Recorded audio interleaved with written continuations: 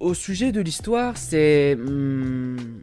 ouais. Ça partait bien au début, hein, Diabolos et tout ça. C'était intéressant. J'étais dans le truc avec le délire société secrète, ne pas faire confiance aux autres, même les hauts placés.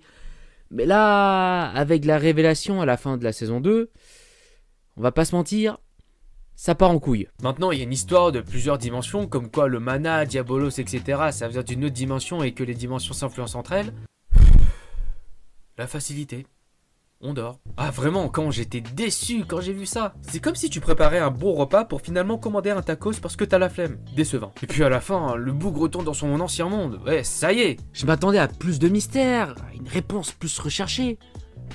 Bon bah, tant pis. Au début, j'allais critiquer sur le fait qu'il n'y ait que des femmes dans le Shadow Garden, mais en fait, les possédés ne sont que des femmes, donc c'est justifié. Mais, quand même, il pourrait y avoir des hommes, non? À ce que je sache, Sid n'est pas un possédé, donc il pourrait y avoir des hommes qui pourraient les aider. Plus on est, plus ce sera simple. Les affrontements sont généralement des hommes contre femmes. Les femmes sont les gentils et les hommes sont les méchants. Ouah, ça a l'air féministe tout ça. Ouais, les femmes sont dirigées par un homme qui est persuadé de les avoir manipulées pour qu'elles rentrent dans son jeu de rôle qui s'avère être vrai, ce qui montre que les femmes sont facilement manipulables. Bien sûr, j'exagère.